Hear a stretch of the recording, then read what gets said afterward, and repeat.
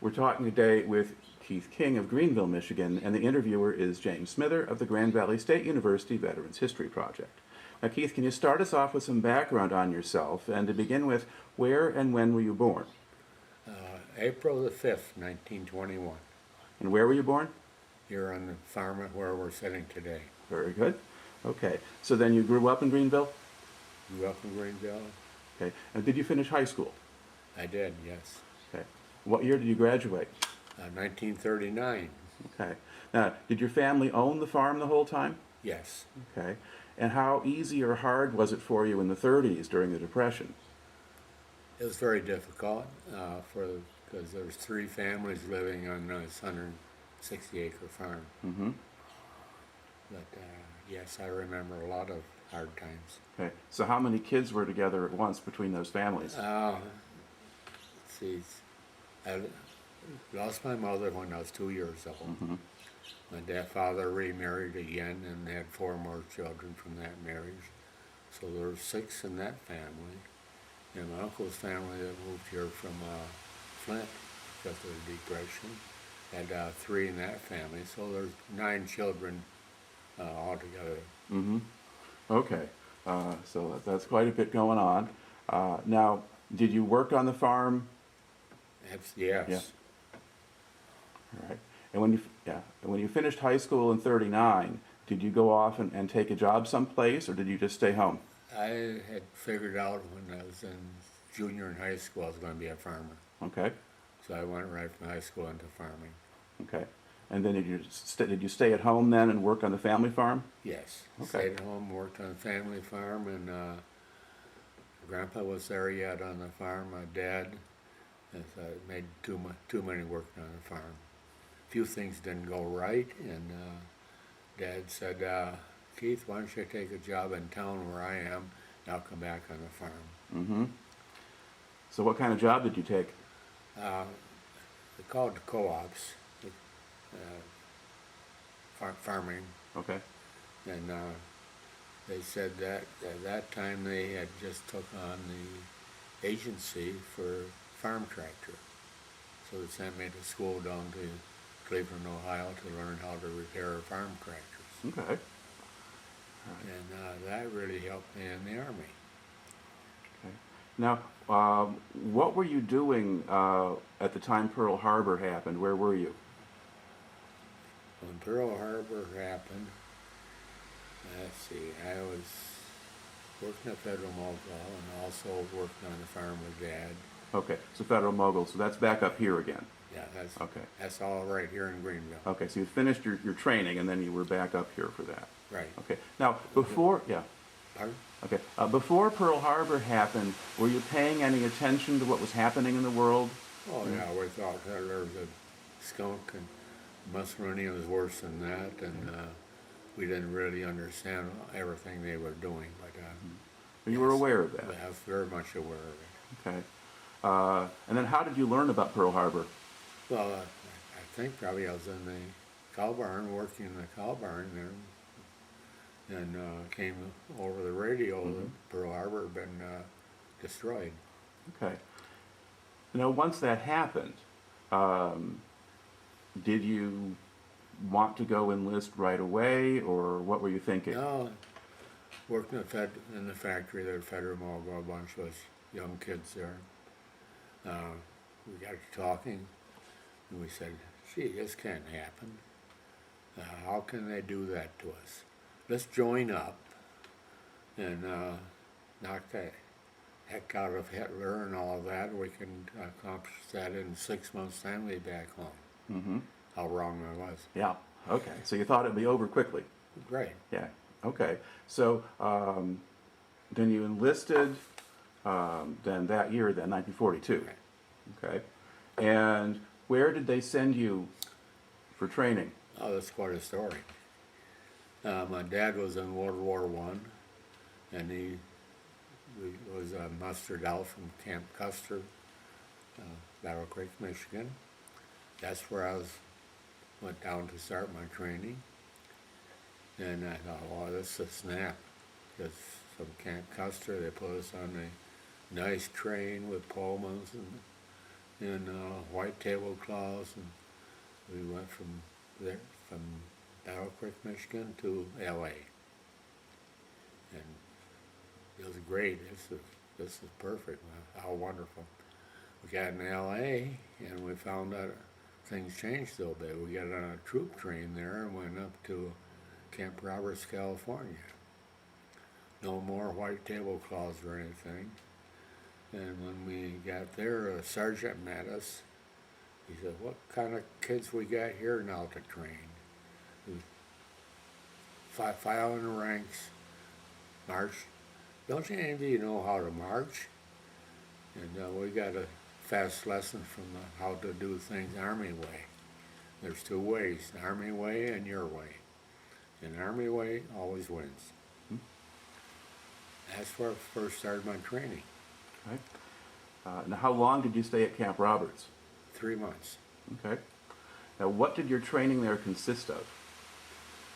They interviewed us when we got there to see what our capabilities were and what we was doing before. And as soon as they found out I was a mechanic, certified, they said, "Whoa, you're going into maintenance on vehicles and trucks." So the basic infantry training lasted for 3 weeks. The other training lasted for 2.5 months. Okay. Now, the basic infantry training part, what did they actually have you do? Well, we had to learn the rifles, how to clean them, how to march, how to do what the regular infantryman was doing. And Did you train on any weapons other than the M1? oh yes, M1, BAR, carbine. Okay. Did you fire a machine gun, or was that? That came later. Okay. All right. So, and then how much emphasis was there on discipline? Very much. Okay. When you found out when they turn the lights on in the barracks in the morning, you better be up and wash up and get over to the mess hall, and at 7:30 you start your training for the day. Okay. And what happened to people who didn't do something right? They got chewed out pretty good, and I don't know, really. Well, would they get KP duty or some other kind of job? I never did KP because the master sergeant we had says there's Army regulation AR 9 something or other that mechanics do not have to do KP. And he says, because you're working in gasoline and oils and so forth, and your hands are very porous doing anything, we don't want you doing KP. Well, that works. That worked. Okay. Now, how easy or hard was it for you to adjust to life in the Army? Easy. Very easy. Okay. Were you used to following orders? Absolutely. Okay. Back in the 30s, you followed orders of your parents. Mm-hmm. Okay. So, and then pretty quickly you start to actually train on working on vehicles? Yes. Okay. What kinds of vehicles did you work with? Jeeps, 4x4s, 6x6, and that terminology probably nobody understands. Well, let's see. There's the Jeep. There's the weapons carrier, which is sort of the next size up.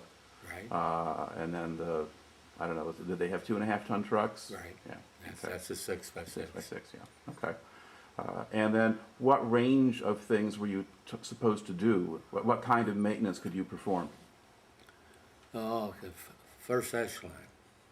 Now that means changing oils, and knowing when the bearings go out on a vehicle, changing that, but not into engine work. Okay.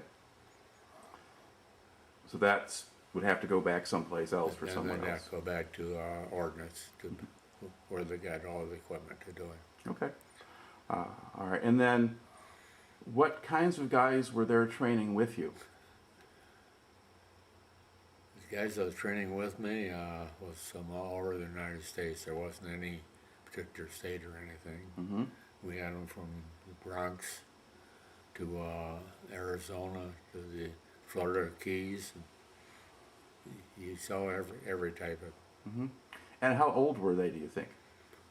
Well, we had some old men, and some were 30, 32. That was old when basically we was in our mid-20s. Okay. In your case, your early 20s still at that point. But, yeah. Okay. But there weren't a lot of 18-year-old kids in that group. No, Because they had to have some actual experience and background. 98% was drafted. Mm-hmm. There's very few of us that enlisted. Right. Okay. So now you do this for about 9 weeks or so. Finish your time at Camp Roberts. What do you do next?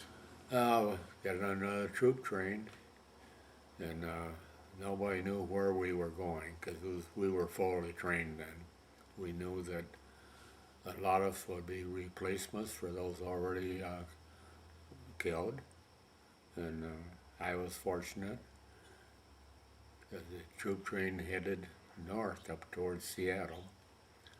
Then it changed directions, started to head southeast.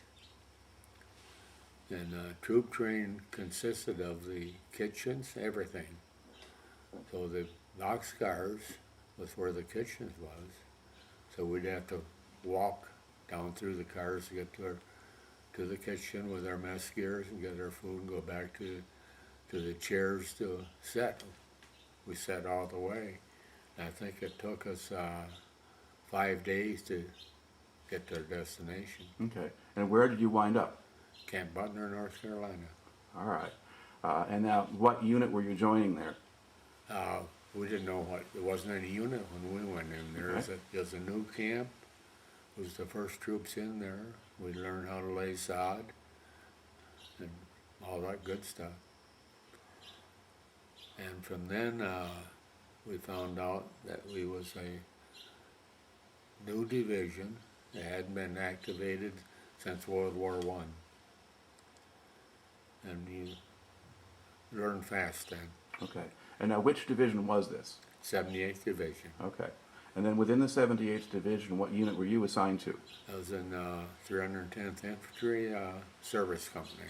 Okay. Service Company consisted of all the, I say technicians, from the cooks to the typists to the clerks to the maintenance people, which I was in. Mm-hmm. All right. And now, where in North Carolina was that? Creedmoor, North Carolina. Okay. Is that near any larger town anyone has heard of? Probably the largest town you know about is Raleigh, North Carolina. Okay, so kind of in the middle of the state, not all the way in the mountains. No, But it's out towards the ocean. yeah, so kind of in the middle. Okay.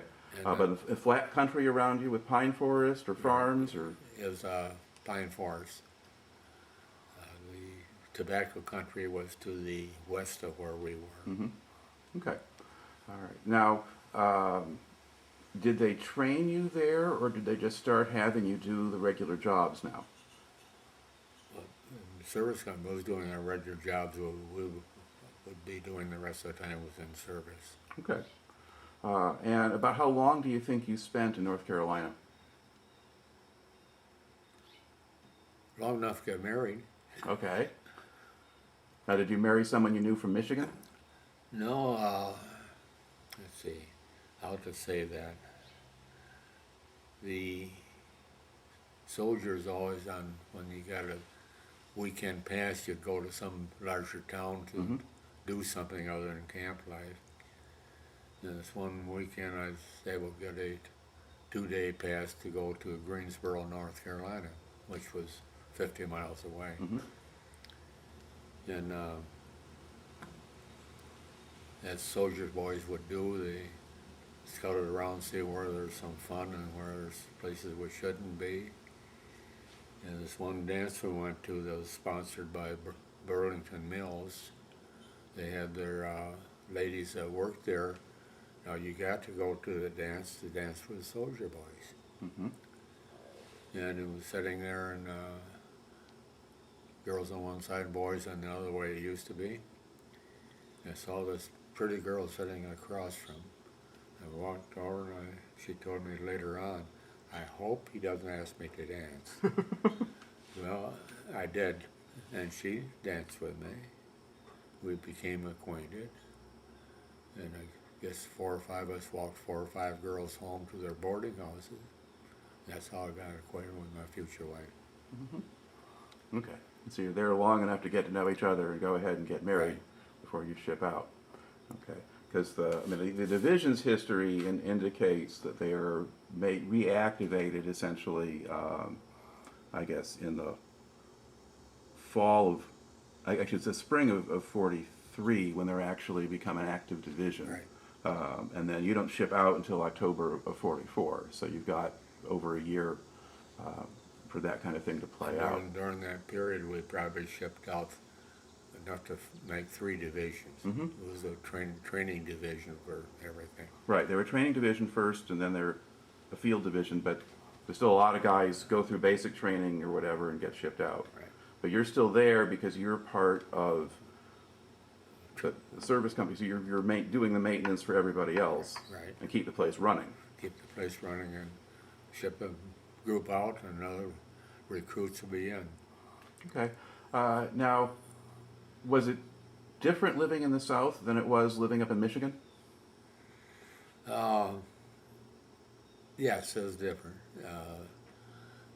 The lady I married came from a plantation just out of Burlington, North Carolina. 300 and some acres tobacco farm. And he was a registered Democrat to the hilt. Mm-hmm. And I thought, what am I getting into? But one day he called me into the parlor,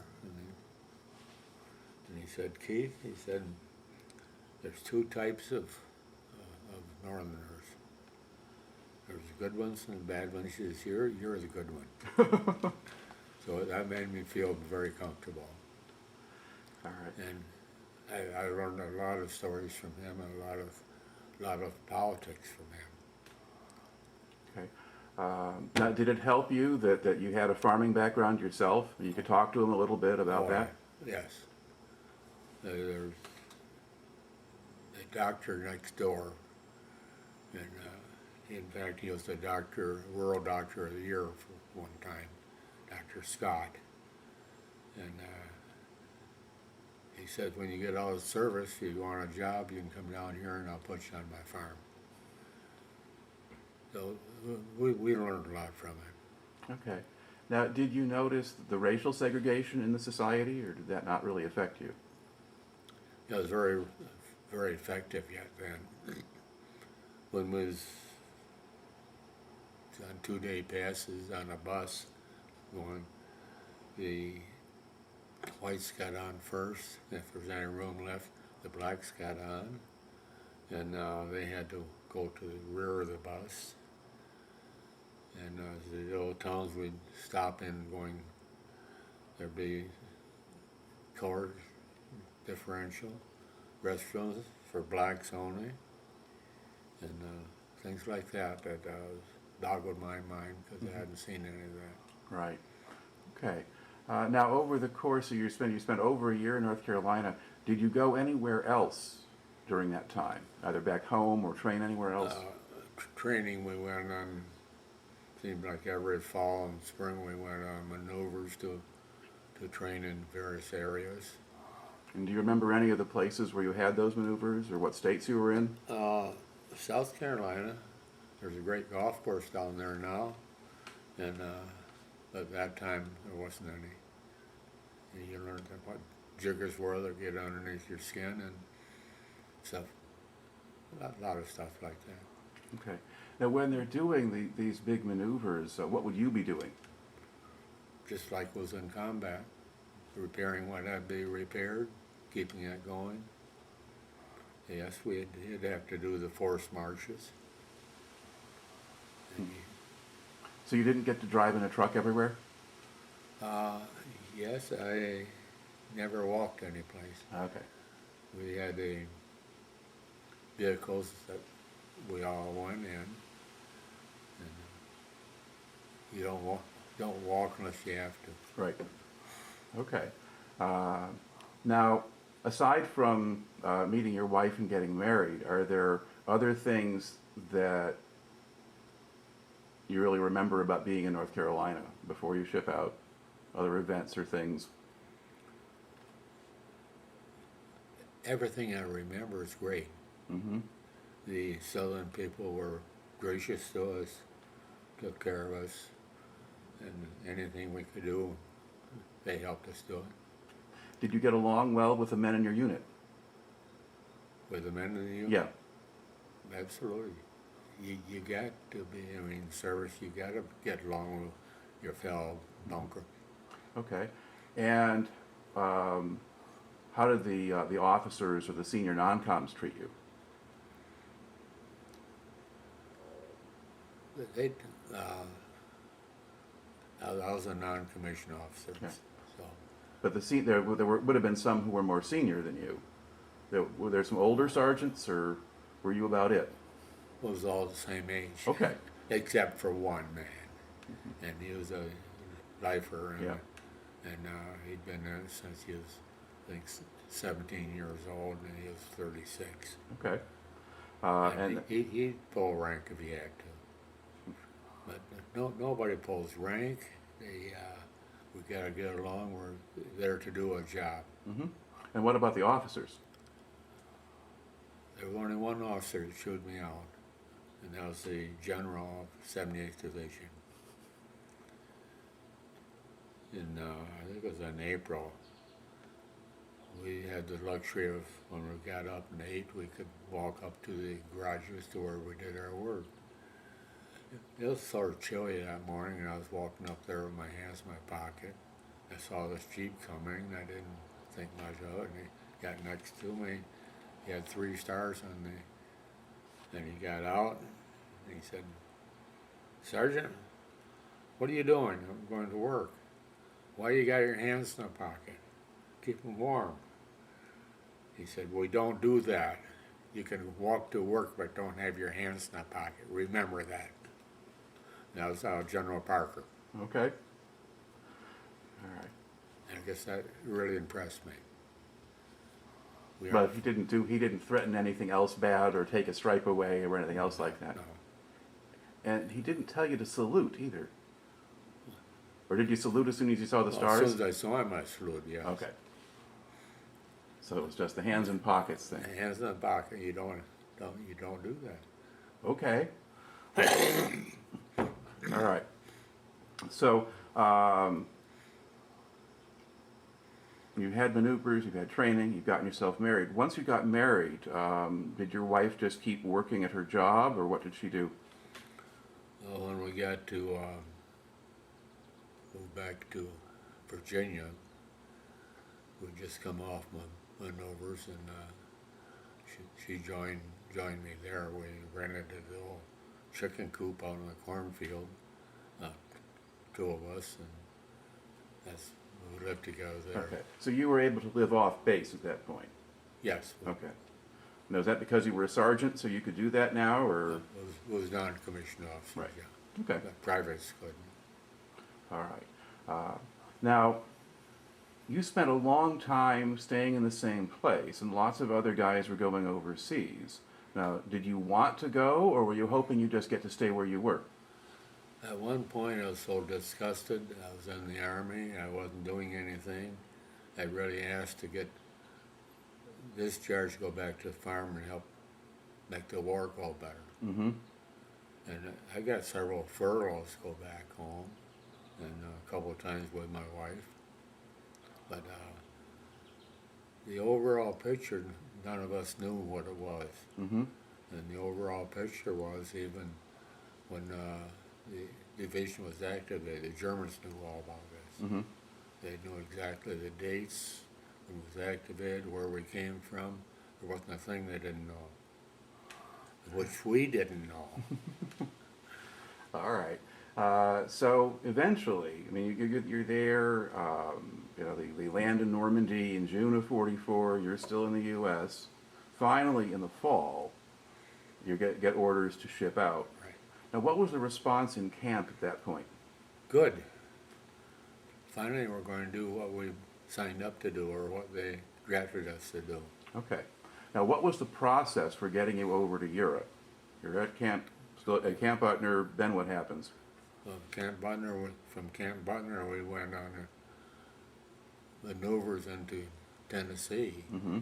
And when we came out of the maneuvers in Tennessee, we went right to Blackford, Virginia, and then trained a little bit more, and we finally got our orders. We knew it was because they changed our APO address to another number, which then we realized we were on the way. Right. And where did you sail out of? Um, Was it Norfolk, Newport News? yeah, or? it's not one of those parts. Right. So we didn't know. okay. What kind of ship were you on? It was a big English ship. It was a passenger ship, Okay. and I think there was 1,800, 2,000 on board. Okay. Did the ship sail by itself, or were you in a convoy? Let me back up just a bit. Okay. We was holding up there in New Jersey to get on the ship. Nothing to do, so I was playing volleyball and that stuff in between barracks, and I hurt my ankle bad. And I went to first aid, and the major there, medical, he said, "What's the matter with you, Sergeant King? Don't you want to go overseas?" My answer was, "You're damn right I do." And I had trouble going up the gangplank. So there was a young second lieutenant. He grabbed my big duffel bag, my barracks bag. He said, "I'll carry that for you." And we got on the ship. He says, "There's a hole where we toss them." I was, wow. Everything being tossed in there? Yeah, it was. So that then was assigned bunks 7 high in the bowels of the ship. And I took the top bunk. And we went out sometime during the black of the night. Next morning we saw it was out on the Atlantic Ocean. The big convoy of ships and destroyers and all that. Okay. Now you mentioned that you were in a camp in New Jersey. So you probably sailed out of New Jersey, out of New York Harbor, or somewhere in that area.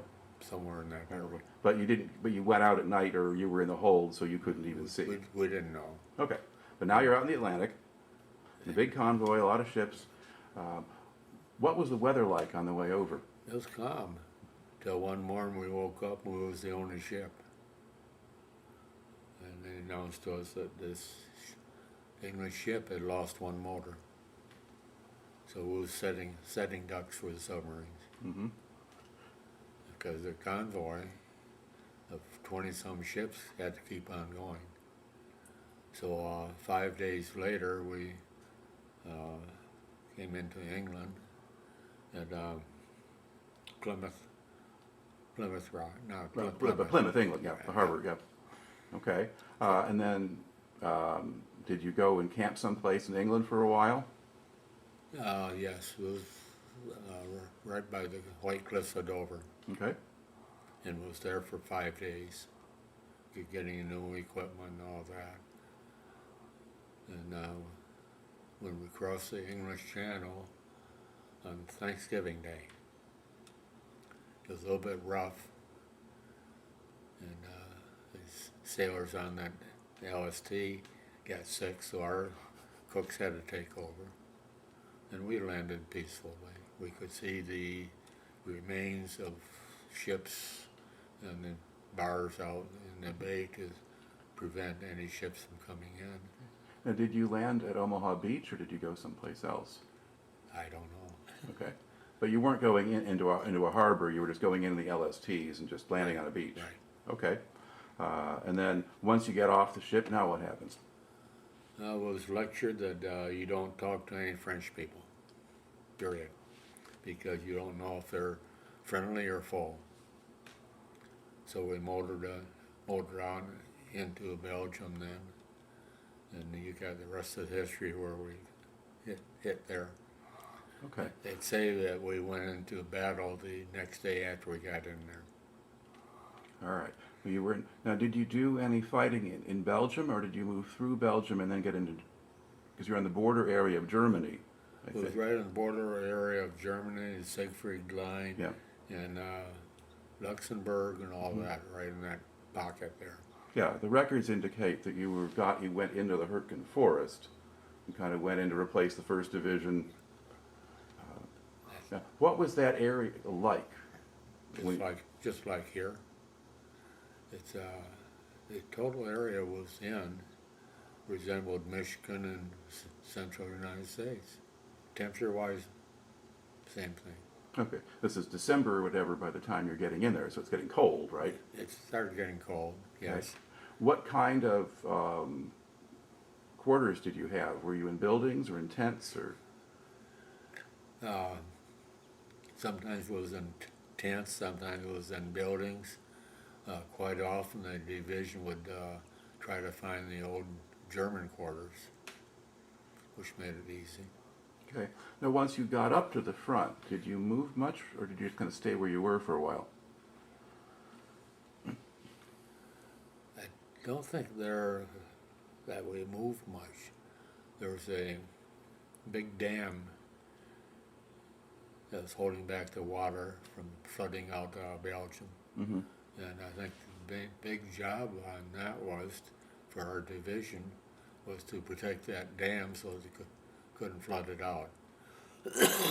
Because the Germans could break the dam and flood out all of Belgium. Okay. Now, as far as you know, kind of in December and into January, was your division mostly just defending the area? Or Defending the area. Okay. Now, you get there right before the Battle of the Bulge actually starts, a little bit farther south. Right. And were you hearing things about what was going on there? Oh, yes. And what were you hearing? The first thing I heard one night was the artillery was right in our backyard shooting. So we were on the northern fringe of the Bulge. Mm-hmm. And everything was sort of mayhem. It just nobody knew what was happening and why, except we had been given orders to all of our vehicles to put wire cutters on the front of the bumpers. That was to cut any of these panel wires that Berman struggled across the road from decapitating people. Mm-hmm. But we didn't understand it thoroughly. Probably a good thing we didn't. But 2 days later is when the Germans made their break, Mm-hmm. and I'd still like to think that our division swung them to the south. Well, the divisions on the north and the ones just south of you held their ground, and so the Germans couldn't go through that way. They had to go farther south. So you're part of that, and if your artillery is supporting the defenders, then yeah.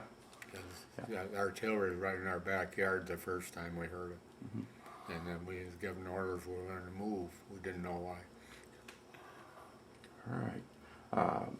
Now, what kinds of things were happening with the vehicles? I mean, did you have a lot of work to do to maintain them, or was it pretty easy? Those have been shot up. And defending this big dam, our 309th Infantry was pinned down, and we got orders back in the service company. We're going to have 80 of you guys are going up to that front line. You're going to drive those vehicles out of there because we didn't have enough troops left to protect and drive the vehicles back and forth. Mm-hmm. So we went into a basement of this one house that was bombed out. And whoever was in command said, no, we're going to bring the vehicles out 2 at a time, park them out there and leave them running, because the Germans can't shoot the 88s in at that point. Excuse me. That's okay. So you go up 2 by 2, then get in your vehicles and go like hell out of there. Okay, I got in my vehicle, and then Master Sergeant got in one. I heard the 88 coming in, and we knew enough to get out and flat on the ground, and as soon as that exploded, get going again. I was a little bit faster than he was, Sergeant. The captain said, "Where are you, Sergeant King?" I said, "I'm on the way, and where in the heck are you?" But he was a little bit slow on the draw. Mm-hmm. When I got back into base where we had to take them, they had all 4 wheels, tires shot out. So were you running on the rims at that point? Yeah. Oh, you did. Those tires wouldn't fly off, but he was running on rims and deflated tires, so you have flat rubber. Yeah. Okay. About how far do you think you had to drive them to get where you're going? well, about 6 miles. Okay. All right. And the Germans had those every corner zeroed in, so it must be I played the odds correctly. Okay. As far as you know, did your guys take any casualties when you were doing that? Fortunately, no. Service company never had one casualty, because we weren't in the thick of the fighting. It was just servicing everything. Right. Yeah, because your regiment got into quite a bit of stuff. Yeah. After the Bulge, the historical records suggest that through a lot of January you were kind of holding the line and not really going anyplace, but then around the end of January you start pushing forward, and then you kind of keep going pretty much through the rest of the war. And initially, do you have any idea what you were trying to do, say in February of 45, because there were dams, were there other dams to capture still, or? There's a couple of them. They say the rivers and everything is very similar to here, and the countryside is very similar to here. Right. And all we knew was this one big dam that was, say, like the Hoover Dam, would flood everything out if they were broken. Yes, there's the Battle of the Bulge, which as the history tells you, was fogged in, no planes could fly. Right. And Christmas Day was another one of those days when you don't like to talk about it, but anyway, was separated from our cooks and that, but they managed to get some cakes up to us, and I was a cook to make sure the guys got their cake and the Christmas stuff. I was supposed to make a frosting for that cake. Well, I succeeded somewhat. We're still here. Yep. Those little things remind you of a lot. During the Battle of the Bulge, I could see going by us, those young men that had probably graduated from high school only 6 months before that. And you knew that 90% of them wouldn't make it. And their barrack bags was in our building next to us. Those are sad things. So you saw guys who were going forward as reinforcements or new units going in. Yeah. Okay. Now, once you started to push into Germany a little bit and get past the Siegfried Line, what did the kind of country look like? I mean, were the villages in good shape, or were things shot up? Most of the villages were shot up, because we had to do that to get the sharpshooters out of the churches and all that.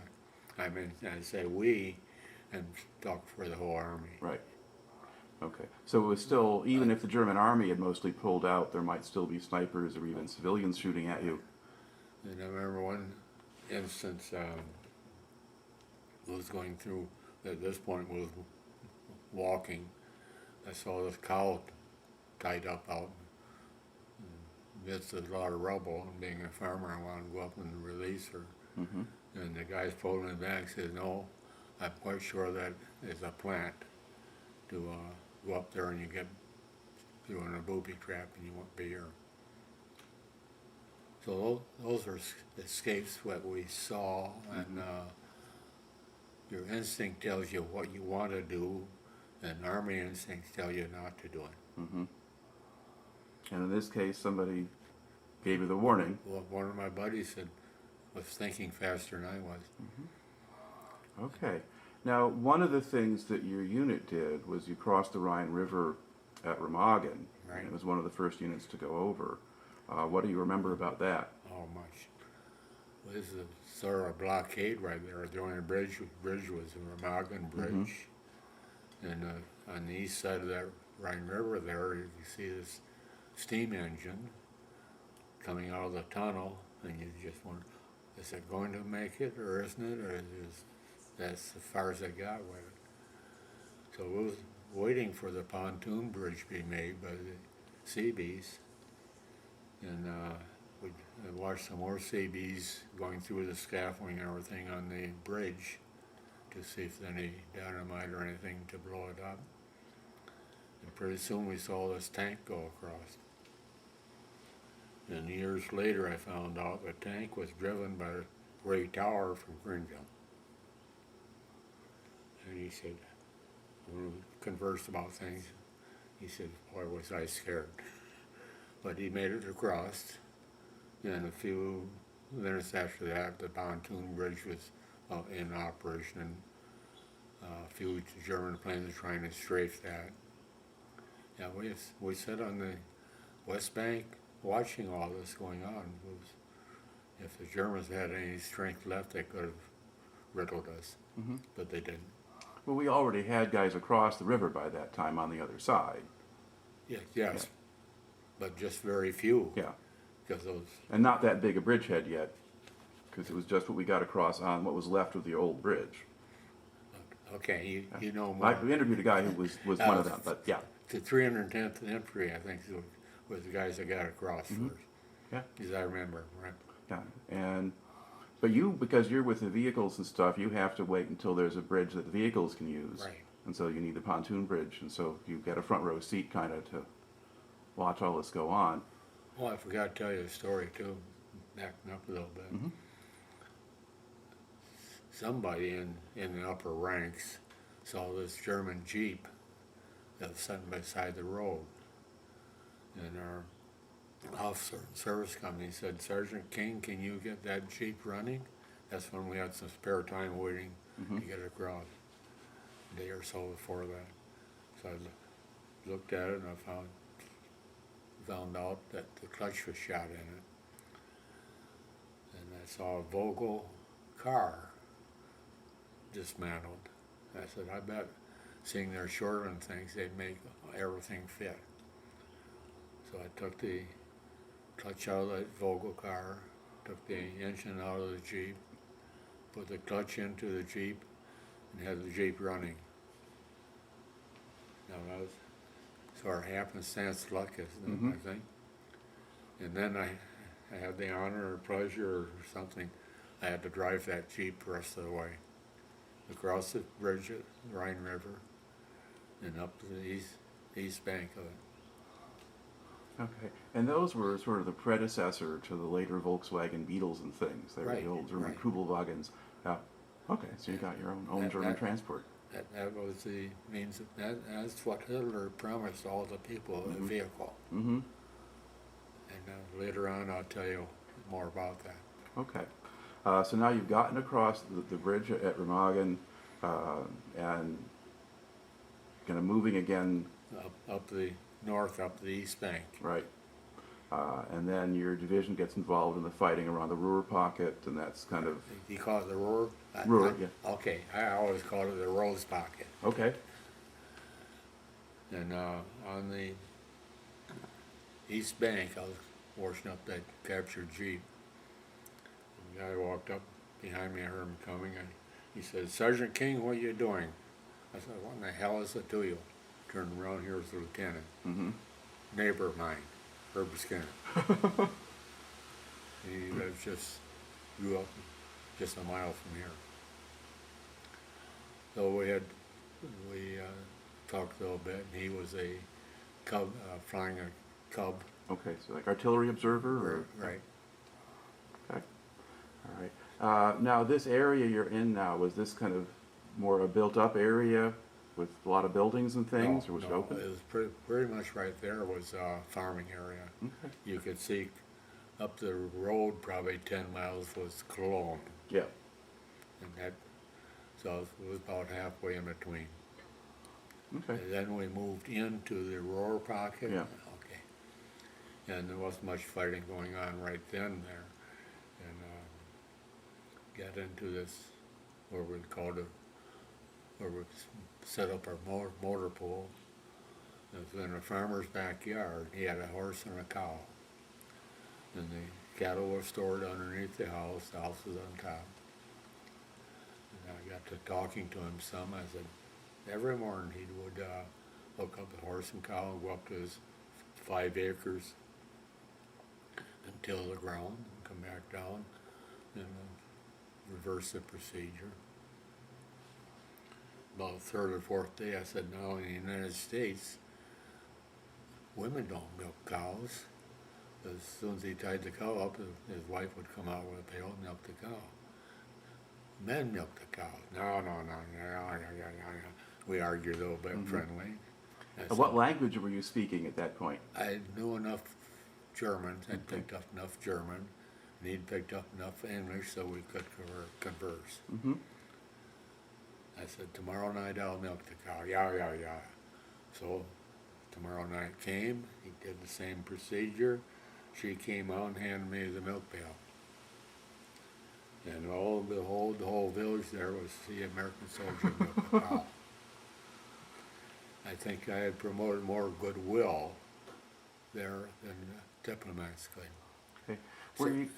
So I asked him, I said, how come you people were in this war? What happened? He said, after the other war, we was destitute. We was worse off than you were. And he said that we had nothing. Everything was going to pot. Factories weren't running. And Hitler came along. We did not know what he was doing behind our back. But he was making the economy grow. He was going to do this and that, as history told us he did. And then we found out what he was up to, but it was too late. He said he'd come into a village and pick up all the blonde, blue-eyed boys and girls. And if you didn't give up to him, he'd pull them out, his Gestapo would pull them out in the streets and rape them and beat them. He said,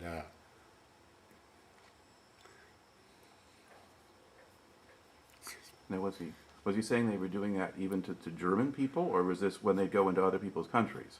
no, and German people. He said, we love our women now, that we couldn't see that happen, so we knuckled in. Mm-hmm.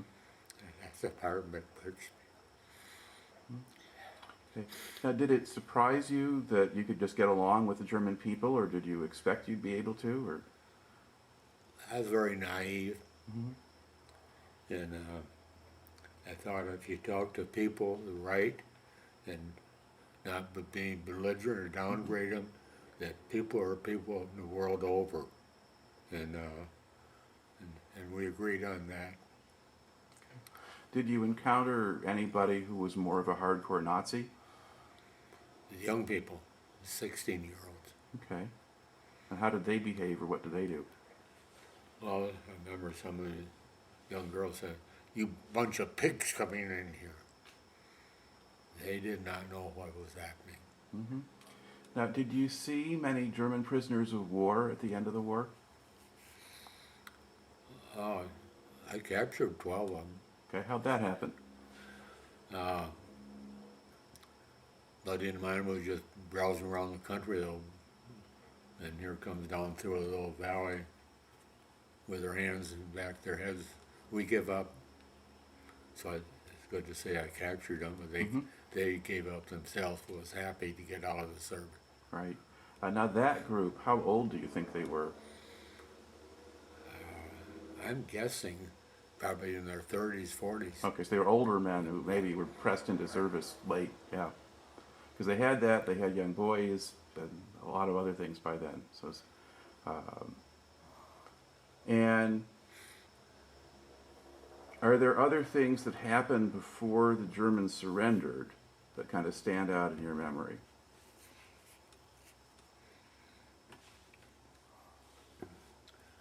The thing I remember distinctly, the Germans were very aggressive to clean up. They bombed out one day, they'd be cleaning up the next day. Now the French aren't going to like me on this, but the French was just the opposite. You've heard this before. Oh, yeah. I was very impressed with that. And I was impressed with the schooling that the young boys got. Talk about electricity. If we wanted a building hooked up again to give us electricity for whatever, some 14-year-old kids would come in and handle that 440 and 220, which we wouldn't let any of our kids of that age do that here in the States, but they was already trained. And they was trained, are you going to be farmer, are you going to be industrious, or are you going to be a teacher? They knew at that age what they wanted to do, and that's what they were trained for. Now the Germans surrender in early May, and then did the situation change at all at that point, or what were you doing after that? Well, history doesn't tell you this, but the wheels to be stopped us from going into Berlin. Mm-hmm. And so we're just sitting back lollygagging, doing nothing. Letting the Russians come in. Mm-hmm. And that ticked us off. Now, had you been moving east when the Germans surrendered? Right. Okay, so you'd finished with the Ruhr and you were going It was east. about 40 miles from Berlin. Mm-hmm. Oh, here's a story I got to tell you. Right at the last siege, the Germans really put up a stiff battle somewhere between the Rhine River and Berlin. Mm-hmm. And our vehicles were getting beat up quite a bit right then, and this garage that I was in working in, I was there putting a Jeep together or whatever, greasy, and then somebody came in and said, "Sergeant King, you're wanted out in front. Now, if they want to see me, come in and see me. I'm busy." 5 minutes later, they came back in. No, the colonel says before you come out. What the devil goes on, you know? Went out there, and there's my brother. 40 miles from Berlin, right up at the front line. I said, "What in the devil are you doing here?" Well, he said, "We saw your division vehicles." So I told my driver to follow it. Mm-hmm. And the driver lost track of it, and it kept going. Pretty soon they didn't see anybody except some soldiers in the ditches. And so he got out and asked him where he was. And he said, "You guys are only 40 yards from the front line. Get the hell out of here." Now that's, to me, quite interesting. Yeah, yeah. 5,000 miles from home, my brother meets me. Yeah, well, you kind of crossed paths with a number of locals then.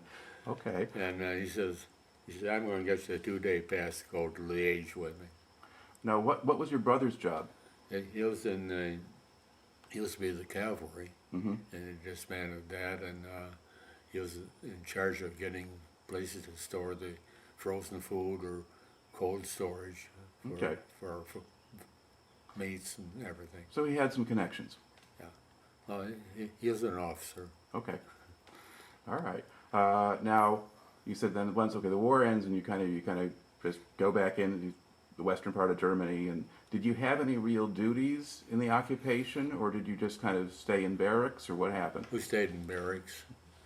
The barracks, the Germans, elite, had everything they wanted. In fact, they could go hunting, they could go fishing. The average person couldn't, because you had to have a license to do it. Mm-hmm. So if just about time was signing a treaty, we got to know some of the Germans around there, and we heard that there was wild boar in there, it'd be good hunting. So they said they'd take us to a place where they knew.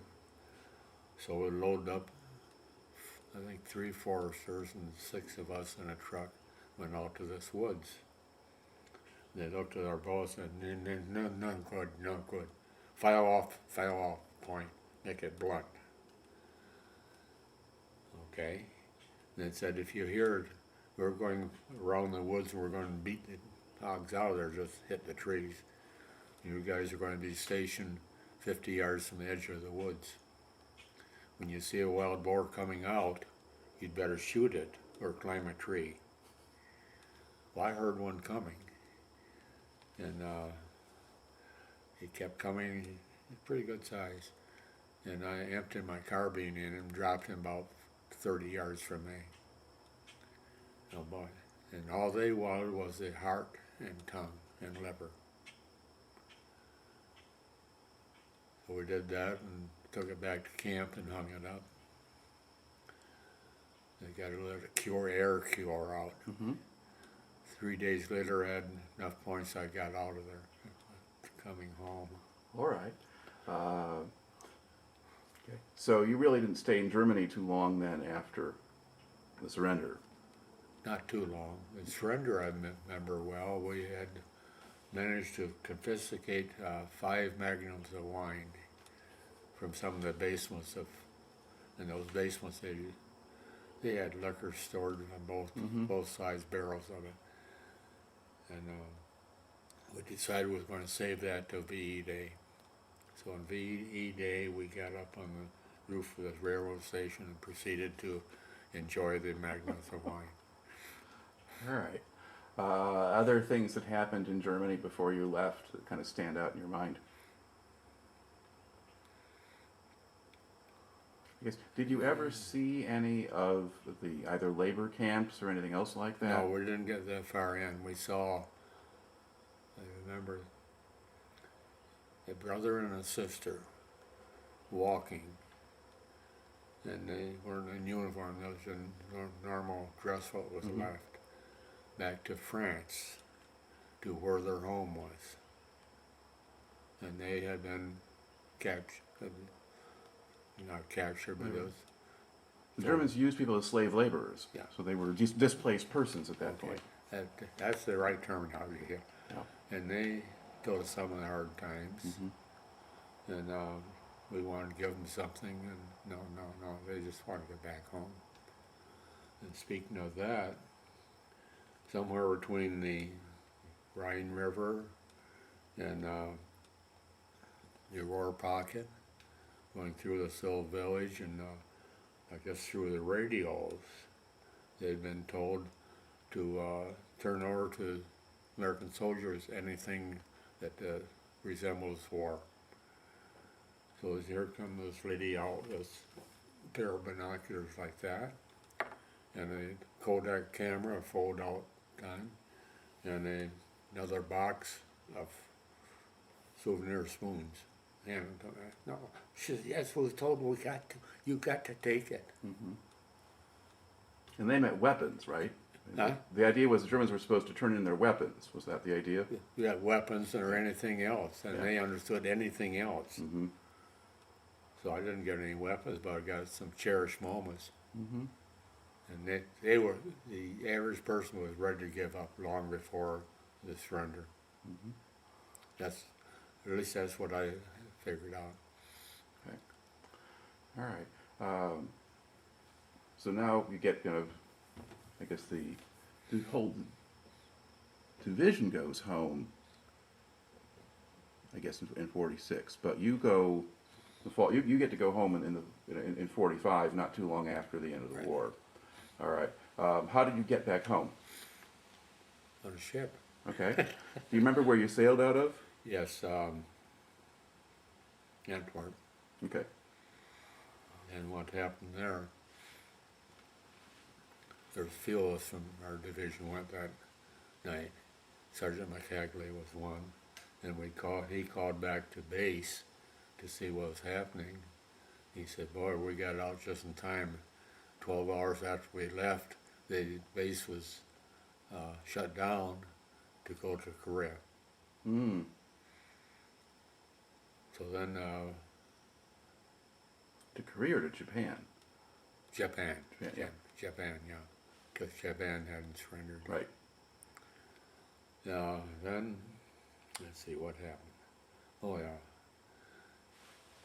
a good friend of mine was just ahead of me, because he's an L and I was a K. He got on the ship, and he was the last one to get on that ship. So I got on the next one, which was a Kaiser ship made to hold, what, 980 some men? Yeah, it's like a victory ship or a liberty ship.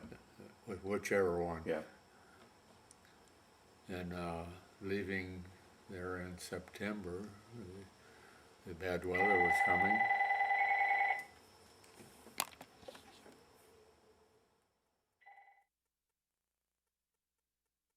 Kids don't like for me to drive any distance. We're now recording again, so okay. All right. So we were talking about getting onto a ship, one of these liberty ships or victory ships, something that's set up as a troop transport. Okay. And what was that trip like? Well, it was fun to start with, and they got out of the English Channel, and that was rough. And then that small shift, they diverged, cleared on to the Azores. 14 days on the Atlantic to get back home. So did you at least get to go around a storm? Yes. Rather than through it? That's what they thought, but they didn't hit it. The storm hit us. Oh, And those ships were supposed to be able to list to 37 degrees, and they went to 40 degrees many times.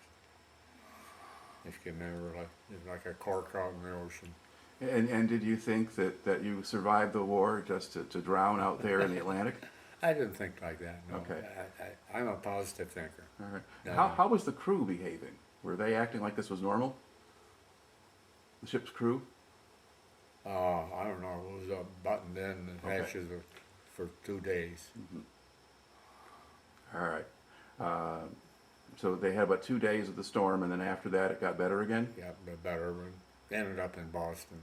Okay. But 14 days, and Well, that wasn't so unusual for those boats. They weren't that fast, but they weren't that fast, and they weren't built to survive a storm. They were built to split apart. They told us all that history on it afterwards. So you think positive and you can survive pretty much. right. Okay. Now, once you got back home, did they discharge you right away, or what happens? We had our first steak dinner as soon as we landed, then went to Indiantown Gap, Pennsylvania, and there they began to process us for discharging. And I think it was there 3 days, and finally got to make a decision: is anything wrong with you, or you want to go home? So there's nothing wrong with me. I want to go home. All right. This tape is up. Okay. Okay, now we had followed your story back to Europe, back across the Atlantic. You get to Indiantown Gap, Pennsylvania, you get discharged there. Once you get back home, what do? Or did you go to Michigan, or did you go to where your wife was, or what did you do next? My dad went down and picked up my wife and my little boy Okay. and brought him back to Michigan. And then I thought, well, everything would be back normal, like when, but it wasn't. Mm-hmm. Did anybody meet me when I got back home? No. The buses that they had then, they got off a train in Detroit. Got a bus in up to Lansing, and from Lansing to Ionia, another bus, then from a little small bus from Ionia to Greenville. Mm-hmm. I got in about 9:30 at night. My wife was there to meet me, and my sister came home. I was back home again. Mm-hmm. And you don't think that 4 years have passed by. What's it going to be like? What we're going to do?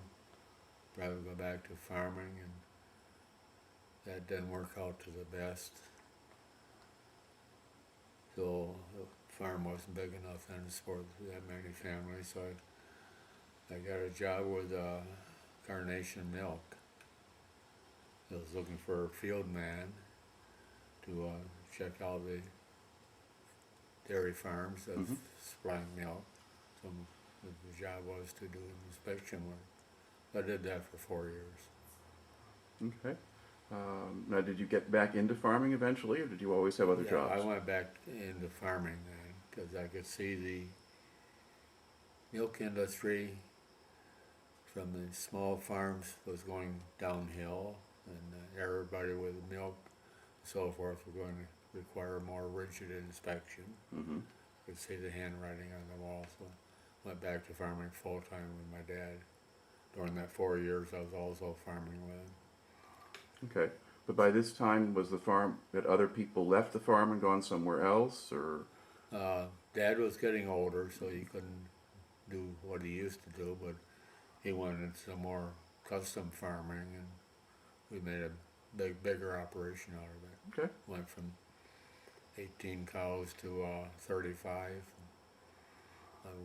And then, My new wife fit right in good on the program. mm-hmm. And did you have crops too? crops. What else? What were you growing? Beans, wheat, corn, and the normal feeds that you have for dairy. Right. Okay. Now, to look back at the time that you spent in the Army, I mean, how do you think that affected you, or what did you learn from it? It's an education you can't buy. The things that they don't teach you. And experience is the only way you learn it. If you're, I want to say, if you're capable of learning, you can learn a good education. If you just huff, you're going to be down in the dumps. Mm-hmm. All right. That's just a quick definition of it. Okay. But that's something you kind of took with you out of there that's kind of stayed with you since then. Always has. And from that, back in '64, the doctors had told me I couldn't farm the way I used to farm. I'd have to do a lot of remodeling and very expensive, and so Ore-Ida Foods came in. You're familiar with Ore-Ida Foods? Potatoes, yeah. Yeah, okay.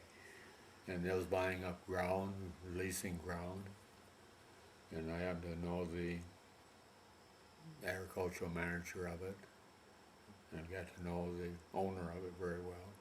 And I sold my farm to him. Mm-hmm. And conditionally that I would have a job with him.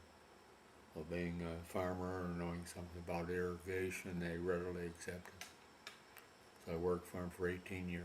Mm-hmm. Very good. Retired from it when I was 62. My wife had already retired from what she was doing and came down with breast cancer. So I lost her in '85. Mm-hmm. And I've been hooked for myself basically since then. All right. But the place is still in good shape, so that's I built this new in '04. Mm-hmm. Okay. And this is on sort of part of the land of your original family farm? Right. All right. There's a picture of it on the wall up here you can see. Okay. All right. Well, I'd just like to close here by thanking you for taking the time to talk to me today. And I still enjoy farming. Very good. Thank you.